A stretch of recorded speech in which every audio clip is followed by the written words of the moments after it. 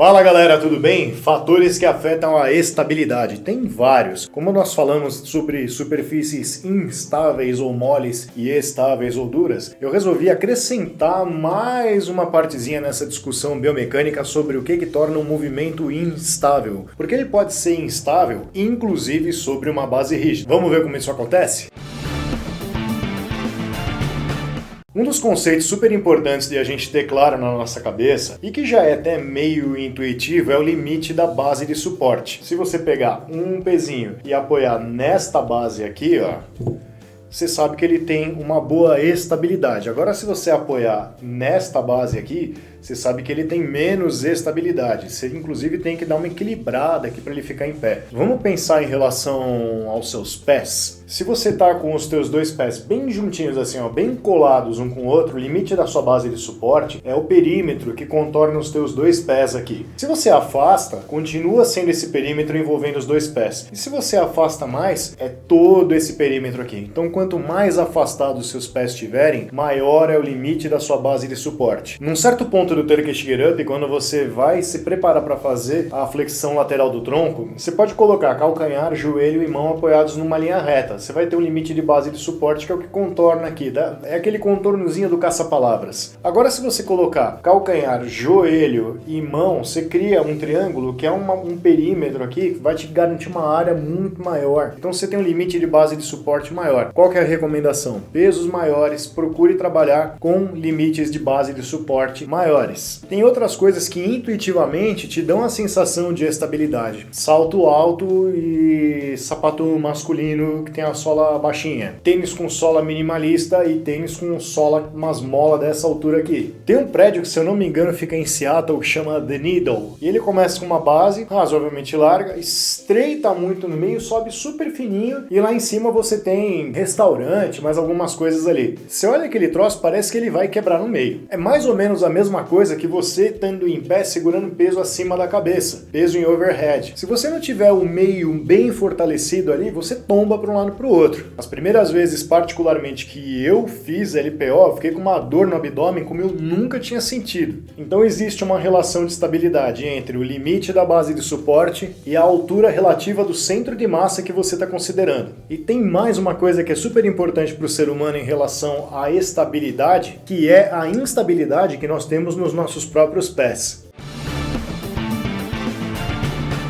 Nossos pés trabalham num esquema de load explode, alongamento e encurtamento, pliometria, o tempo inteiro. Quando você pisa no chão, você vai ver que os teus dedos espalham. Faz isso descalço e projeta o peso em cima do pé, você vai ver que o pé vai espalhar para aumentar a área, consequentemente diminuir a pressão. Isso faz com que a sua passada seja confortável. Na hora que você passa por cima do pé e vai concluir a passada, seu pé precisa pegar essa energia que ele acumulou esticando e devolver. Alongamento e encurtamento. Então seu pé tende a fazer isso e a última coisa que tende a sair do chão é o seu dedão, também conhecido como hallux. Então o teu próprio pé trabalha com um ciclo de alongamento e encurtamento. Muito louco isso, né?